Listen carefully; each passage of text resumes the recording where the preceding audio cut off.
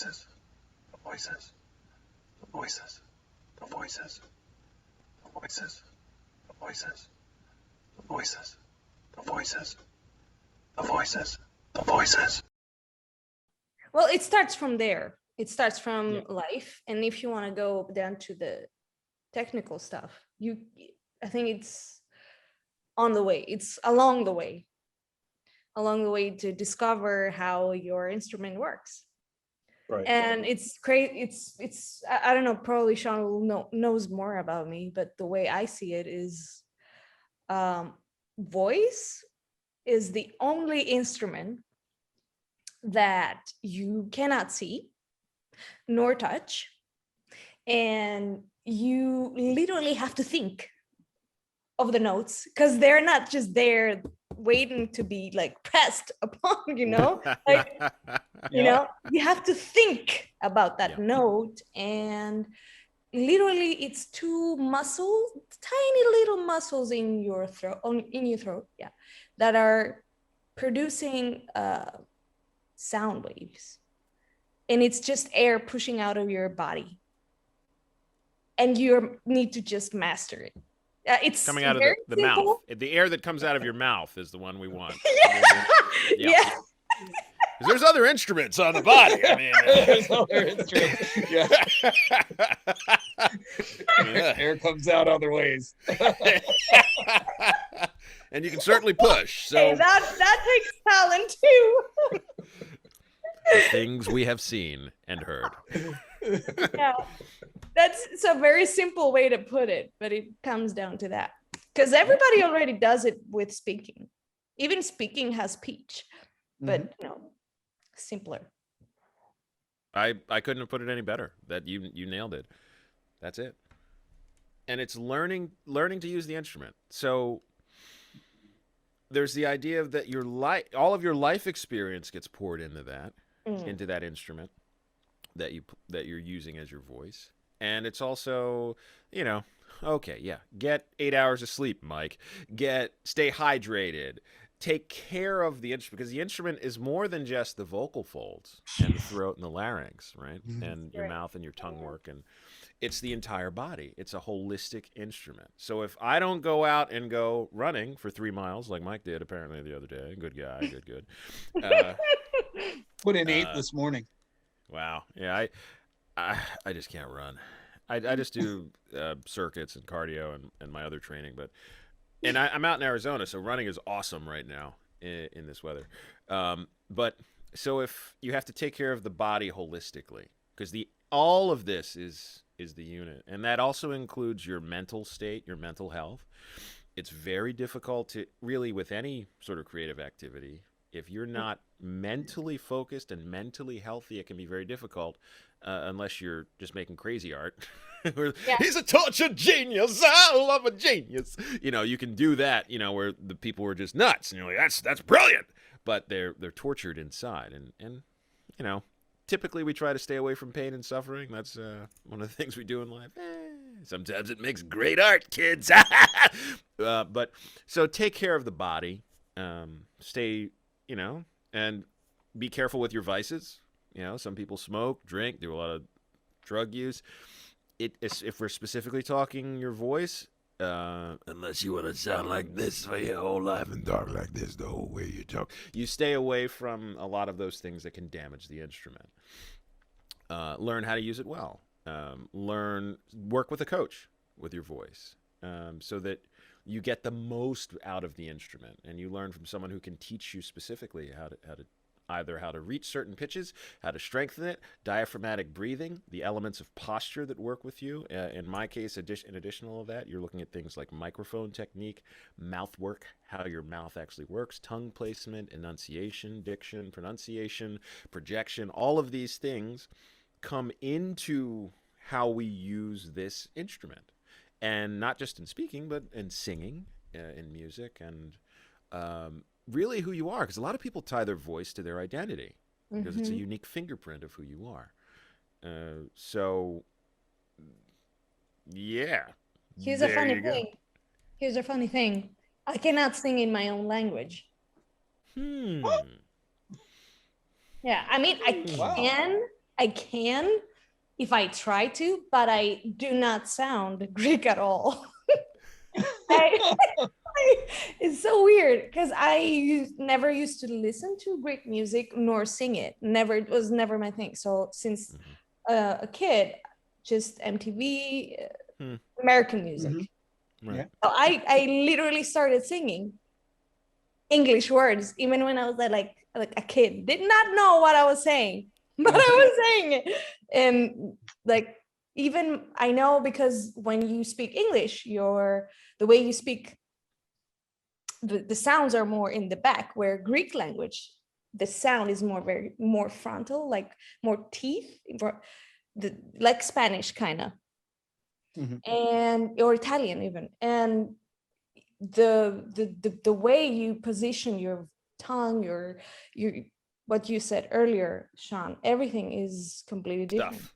Yeah, the stuff here, you know, all the stuff. It's very it's very different. And I see that because when I do have to sing, or like joking around when I'm trying to sing folk Greek music, I sound literally like an American person trying to sing those songs. It's ridiculous. I'm ashamed of that. That's why none of my friends have ever listened to me singing in Greek. Nothing, never. Not even my own family. No joke. No joke. So it's important. Yeah, even language is important. And that's such a great point to bring up, because we don't realize how much language, since language, after you're like 5 years old, it's natural. Words just come out. And so we don't think about, like, one of the things that I always say is, once you understand a language, you no longer hear how musical the language is. If you don't understand it, you're only hearing the music of the sounds. But once you understand it, then it's all intellectual. It's one thing. And then the influence of accents and things like that. And I mentioned this in the one of the last talks that we did with a couple of actors. And one of the strangest things, I had a friend my senior year of college who was Russian Ukrainian, and she was on exchange. And so the campus happened to be playing a Russian film. And so we went to go see it. And of course, it was all in English subtitles. And it was this dark, black and white film noir sort of suspense thing. And 5 minutes into the movie, she starts laughing. And I'm like, what is going on? It's like murder scene, and all this kind of stuff. And she's laughing. And she goes, they're all American. I was like, what do you mean? And she goes, they're all speaking Russian with an American accent. Wow. It's like, never even thought of that before.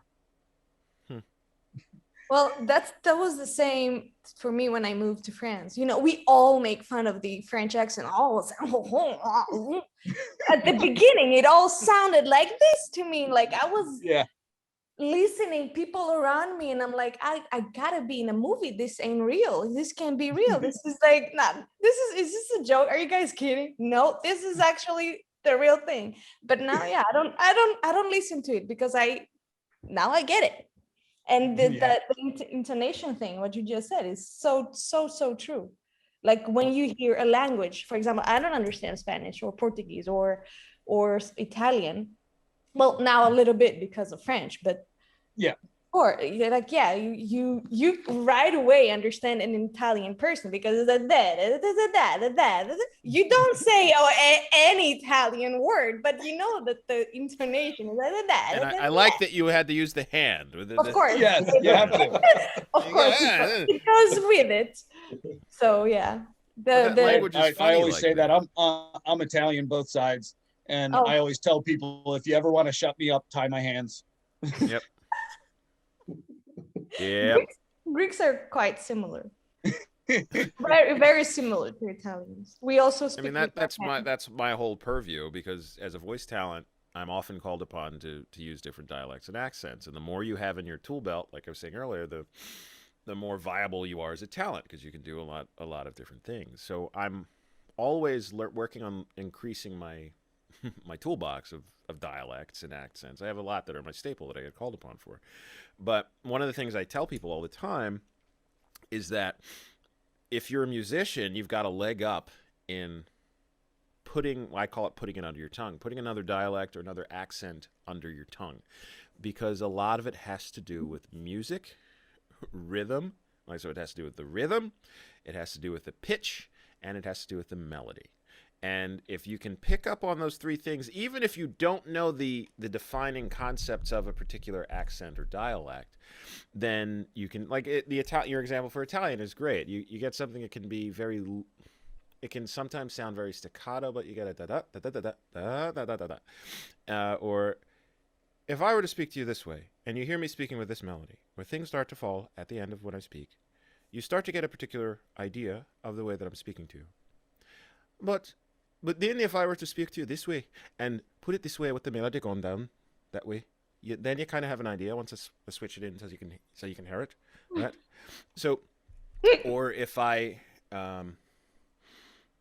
begin to enunciate really well, so that you hear me enunciate in everything that I say, and that my tongue work comes to the front of my mouth this way, you begin to hear me impart a certain flavor to language that I speak to you. And then if I add the accent that usually is spoken that way, which would be received pronunciation, then you can understand that I'm speaking to you this way. You can hear it happen, and it's slightly more enunciated than you would hear in, say, America. But that would make it seem that this is the way that I'm speaking to you now, properly. But you start to hear a melody, right? And I was dumb enough, again, martial artist, so I was supposed to go to China to train, so I was learning Mandarin with a private tutor for a year. My Mandarin is terrible, but Mandarin is a tonal language. It fascinated me. It's really difficult for a Western English speaker in particular, because it's tonal. Words the meaning of a word will change with its tonality. So I can say, I don't know, my Mandarin's bad. 我会说一点普通话，可我说的不好. You know, I can speak Mandarin, but not really well. You know, but the pitches imply. So anyone who's a Mandarin speaker is like, oh my goodness. The pitches are what implies the meaning of the word. And a great way for Americans to pick that up is the question inflection. So if I put the question inflection at the end of every word, where it sounds like every time I end at the end of every sentence, where every time I end a sentence, it sounds like I'm asking you a question, that starts to imply a certain way of speaking. So a lot of times a question inflection is then specifically in Southern California, a lot of people think of in the Valley. I lived in the Valley for a little bit, which when you were saying, Sanna, when you're in France, you say, is this a joke? Is this a joke? The way the people speak to you, you hear them speak, and it's really difficult to understand them. It's very difficult. I did not believe this could happen around me. This could have been the way we speak to you.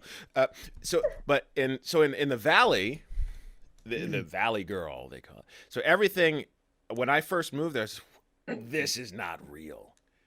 But everybody spoke this way. Oh my God. And everything ended in a question, and it sounded like I was in a movie, and I was just blown away. I couldn't believe it. And then you get vocal fry at the end. The vocal fry, yes. So, oh my God. I was at a movie, and it was just like, I totally couldn't believe it.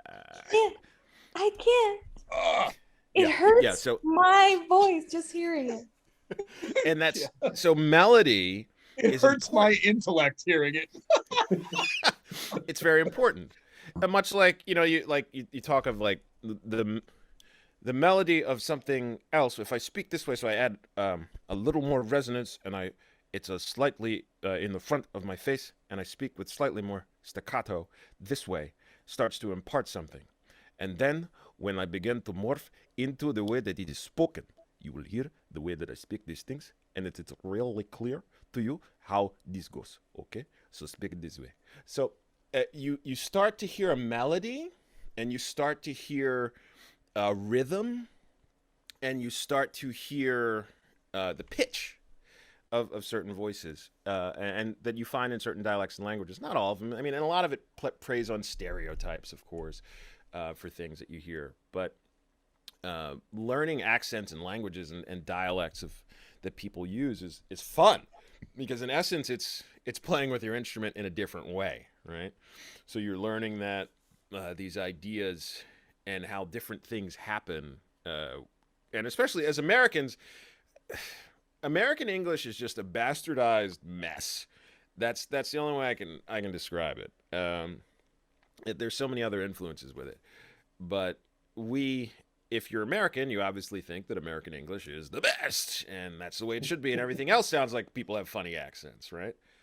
But, we also have to acknowledge that even within America, we all speak all kind of different ways. And when you come to America, you hear all the ways that people talk about all the stuff, and that they don't always talk that way in every part of America, because you can talk any kind of which way you want when you hear the way they talk in America, right? Like I'm saying. So you got like multiple people that tell you, like my father was one, and he spoke a different way than a lot of other different people did.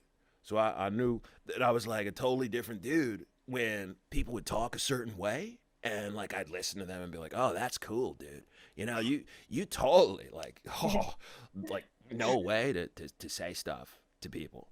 And I knew that they spoke multiple different ways, and we were very aware of the way that they spoke. Like a lot of people think that there's just one Southern accent, but there isn't, and it depends on the area that you come from.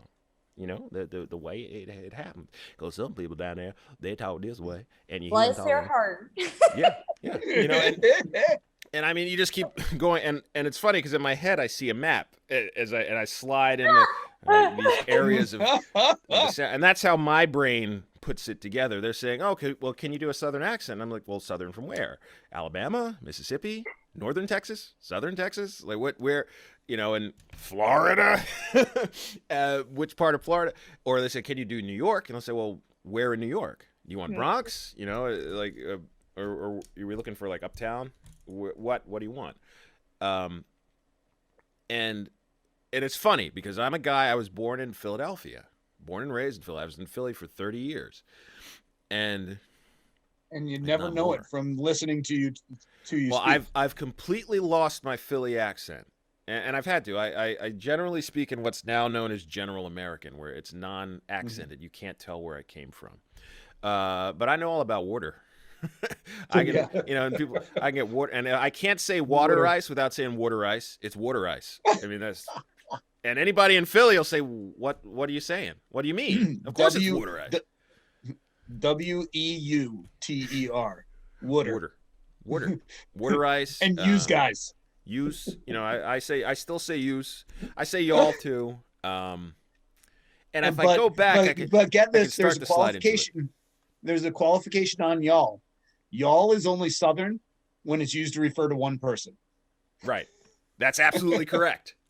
Because y'all is a beautiful contraction. You all. It's actually great. We need to accept it into the common colloquial, other than colloquial vernacular. But so it's funny. So people say, "Well, can you do Philly?" And I have to really think about it to get back into my Philly accent. It's terrible.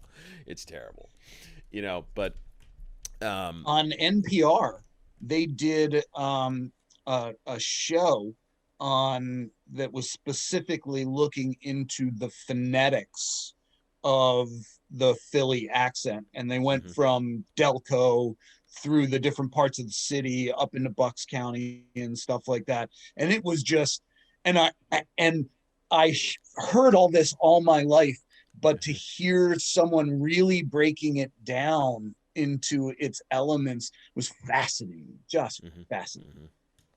Philly is a fascinating little area of America, of all the cultures and the dialects that happen just within the Philadelphia area.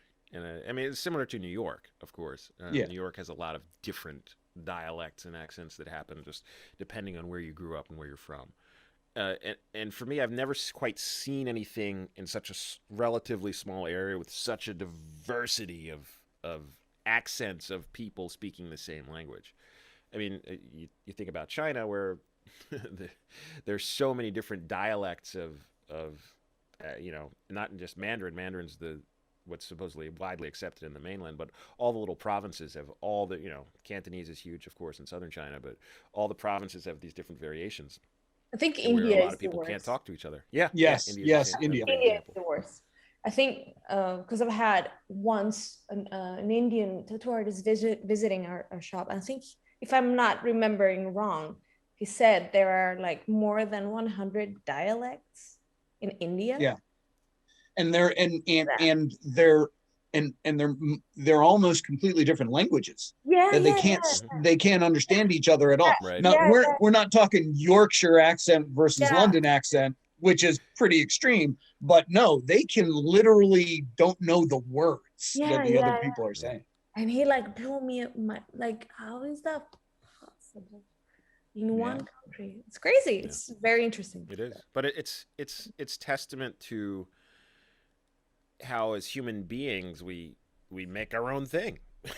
Like, especially when you're isolated.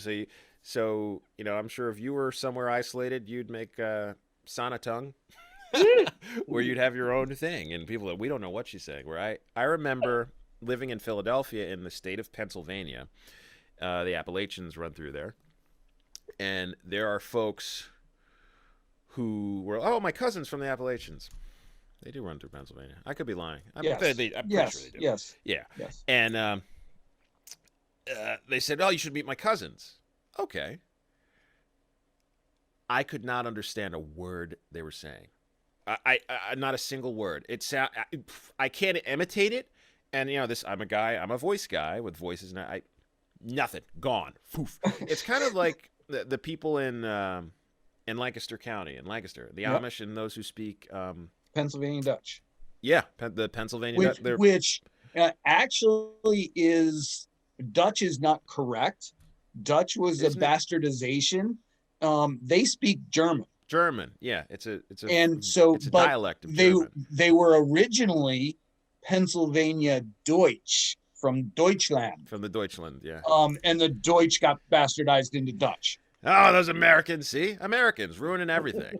Well, it's much like when you get Americans who we have to Romanize, they call it, but you Americanize names of other cultures and countries. You can make those sounds, but people say, no, your name is, I'm trying to think, like I always come back to the Chinese equivalents, but that you have names in other cultures that obviously our mouths can make those sounds, but we want to make it American, so we totally dumb it down rather than enhancing our ability to embrace other cultures and learn something new, and it's so disappointing. Well, I know a lot of Chinese here who their last name is some form of spelling of the Chinese pronunciation, but usually they have a Chinese first name and then they have an American first name. Right. There was one really interesting one that I used to work with. Brilliant.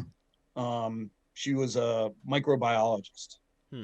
And why she was working at the company that I was working at, I have no idea. But her last name was Wang. And her English name that she went by was Anita. And I was like, that is just so wrong. Anita Wang. I need a way. But it's also the problem, like, in one hand, it's to avoid discrimination, because Americans can be rather callous and closed-minded. And as soon as you hear a name that's not Jim, Jill, Sally, Bob, these lame American names, suddenly it's, this is a foreign person. They're evil, or some nonsense. So a lot of people adopt American-sounding names, and it's such a shame because we have such a rich, melting pot of culture. That reminds me of Steve Martin off of Wild and Crazy Guy, where he says, languages are some languages are so easy, like Spanish. You just pronounce every syllable. Casa de Pepe. he goes, I had 2 weeks off. And so I thought, I got time to travel. I'm going to go to France. And he goes, he gets off the plane and he jumps in the car and he goes, take me to the hotel. And the taxi driver turns around and goes, was it what? Who's there? And he go, and then he goes, and the first thing you do is really stupid. You adopt a French accent. Can you take me to the hotel? That's exactly what I did earlier. That's exactly what I did earlier. And then he goes on and he goes, get this. Chapeau means hat. Oof means egg. It's like they got a different word for everything. And he goes, and then there's like, he said, then there are sounds that you just don't know how to make. Like, wow. What's the matter with him? Oh, he spoke French. Yeah. I want to back up a little bit here where, Sean, when you were going through all your different accents, like going around the country, listening to you be able to do that. Like if I had the camera off, I would think that there was like 20 different people sitting here talking. So to be able to do that with like so many different accents and, was really cool. But it also made me think like how, when you're describing how to say the accent, I never thought about that. Like how you're actually moving your tongue and your jaw in a different way to create those different sounds. So it's entertaining and it's educational. But when you talk about like accents, like from like different people from different countries, in my early 20s, I worked at the gym. I was a personal trainer, and the one night, 2 guys came in and were doing construction and they were just looking for something to do. But one guy was from Australia and another guy was from Norway. And my manager wanted me to sell them personal training. Hey, they're at the gym. They want to work out. Here they were just killing time because they had nothing else to do. And it's like 8:00 at night. But I just sat there and just kept asking them questions because I wanted to hear them talk, especially the Australian guy, because I thought his accent was really cool. Yeah. And apparently Australians do not drink Fosters. Yeah. Well, they say it's Australian for beer, but we don't drink it here. We. I don't know what it would be bad. It's the equivalent of Budweiser in the United States. Yeah. Nobody. That was one of the most mind-blowing things for me when the first time I went to the UK. Going into bars, they sell English pints, which is 20 ounces of very good English bitters, so English ales. But the English people would go into the pub and buy a 12-ounce bottle of Budweiser that was twice as expensive as the 20-ounce pint of beer, because it was imported. And it was literally, back at that time, it was 1988 was the first time I went over there. I was in college. And the exchange rate was $1.88 to the pound. So it was like 2 to 1. So they were paying £5 for a 12-ounce bottle of Bud. They were paying like $10 for a 12-ounce bottle of Bud, when for $5 they could have had 20 ounces of good beer. I couldn't believe it. Well, that's packaging the experience, right? So it's implied value because it's an imported, beer, and it's shit piss beer. But hey, man, it's more expensive. I mean that's part of what we were saying earlier. At least Foster's has the oil can. Again, that's an experience, right? That's part of it. How do you sell it? How do you sell it? We talked about Madonna. She could sell it. She didn't have to be good. The skill just gets you in the door. You meet the bare minimum. Bud meets the bare minimum. It's beer, right? and then you package it well, and now you give an implied value with the price, so it's more expensive, it's imported. This must be good then. I don't like it. Yeah, you know, I go down there, I think I like the beer, but it's not good. But I'll drink it anyway. It's more expensive than what I buy. So, must be good, right? So it must be a good beer. You know, so but that's implying they got you in the door because it's beer, right? It meets the bare minimum requirement for beer. The skill was there, they got in the door, and then they packaged it up and they said buy it, and it's more expensive, so there's implied value. The only reason I drink it every now and then is because I love the Budweiser Clydesdales, and I want them to be able to feed the Clydesdales. There you go. The experience, right? They got you. Yeah. Gotcha, sucker. Right? So that's what it comes down to, though. I mean, that's what everything is. I mean, any of the products we buy, why do we buy them? You know, you might feel a personal connection to something. It might be marketed to you in a specific way. You might not even know how it had been marketed to you. You know, these things, especially now that ads permeate our lives. Everywhere there's an ad. On your phone, on your TV, in the sky, on, you know, people that have all the smart devices in their houses that are listening to them to know what to sell them. Glasses go back on for this. I'm one of those old guys who, like, you know, I know my phone's spying on me, but I don't need Alexa. I don't need all the other stuff listening to me, making ad recommendations for me to tell me what to buy. Look, I like what I buy, and I buy it because I like it.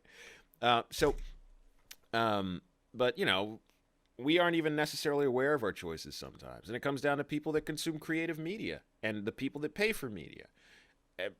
Why did you buy it? Did it resonate with you? Did it speak to you in some way? Or is it trendy? Do you feel like it's just the thing to do so you can fit in? Are you know, what caused you to do it? I mean, we don't often question these things intensely enough. Fireworks in the brain. Yeah, that's what it is. That's what it is. So all of that comes back to what we were initially talking about. And why do we do things? What are our intentions? Why do we create? Do people like it? Do they not? Do they know why they like it? Do they know why they don't like it? Do they like it just because they don't like us? Or do they not like it because they do like us? I don't know. You know, all of these things come into play, though. I think Sean is creating a cult. I am. It's the cult of CRISDENALITY. There's Kool-Aid for everybody. Yeah, I always say, well, you think I'm kidding. I have a whole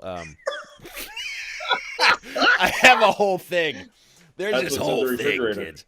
I call it CRISDENALITY, on how people should try to live their lives to live for the common good. And I have all these tenets and things. It's not crazy religious. There's no dogma. But I said, you know, people should just try to be good, basically. Don't be a dick is what it boils down to. But I have, I think, 5 or 6 tenets. I think I added another one for how to live a good life, in my opinion. It's called CRISDENALITY, literally. So it is, I guess it could be a cult. I live on a compound. Could probably come up with some kind of thing. I think it would involve music. We could definitely suck Sanna into that. No. Salmon skin roll. Yeah, I'm a Friends fan. Everything. I have a line for everything in life. Friends. Mm-hmm. I go by it. It's a Bible. It's a way to do it. And The Office. Yes. I can do this. Also, Office Space. The what? Office Space, the movie. I haven't seen it. Can't relate. Oh, it's hilarious. I wasn't even supposed to be here today. You've been missing a lot of work lately. Well, I wouldn't say I was missing it, Bob. That's a good one. Yeah. It's weird because I come from Greece, like that's like almost the other side of Europe, which the last 80 years is in France. I'm trying to catch up with the French culture. And on top of that, listening to you guys talk about American culture is like, okay, it's just it's a challenge. I'm trying to keep up. American culture is just a weak game of catch up with the rest of the world, basically. We're new at this. So we No. just, again, Yeah. we come in loud and proud. That's the American culture to make up for lost time. That's true, though. I concur. Loud and proud, for sure. Yeah, I think. that's- Yeah, Europeans are a little bit more discreet, but I think we're saying the same things, though, from my perspective. Absolutely. Oh yeah. Saying the same thing, but yeah, more like. Yeah, that's the European way, and Americans are just kind of, that's the American way for doing it. Well put. And it would probably be Bud. I mean, it shouldn't. It'd probably be Bull in the Budweiser. china shop. Yeah, That's what we are. We're the bull in the china shop. pretty much. Woo! Well, this one I think is our longest one yet. Yeah, and close You are to welcome. it. It's actually my favorite one that we've done so far. Oh Yeah. yeah, Now, Again, we've this only has done- been great. Done a small handful of them, but still, I'd have to say this is my favorite conversation. Just listening to the three of you guys. Yeah. Really appreciate having you both on, Sean, Sanna. Avec plaisir. Thank you so much. My pleasure as well. It was Are nice. we, are we ending this again? Sure. I thought we ended it 45 I think we minutes ago. should, because I'm sure over in France it's quite late by now. Yeah, it's 1:00. It's 1:00. Is that like considered as a podcast? Like, because I've never done before. I've never even listened to a podcast before. And then Adrian's gonna edit, and he's probably gonna chop it up into a few pieces, so it's not quite, each piece isn't quite as long. I'm So not people sure how I'm wait- gonna chop this up, but eh, I'm gonna try. So people then won't it'll have go to up. waste 3 hours of their lives. yeah. But they won't know it until they get to the end, and you just let the cat out of the bag. You just gave them the secret.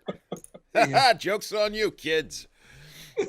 Yeah, this will be posted on the website and on social media, and then eventually I'm gonna edit just the audio and then have it as a podcast where you can listen to it and Awesome. try to put it everywhere. Actually, I want to put it everywhere I can, get as many listeners as possible. That's what he said.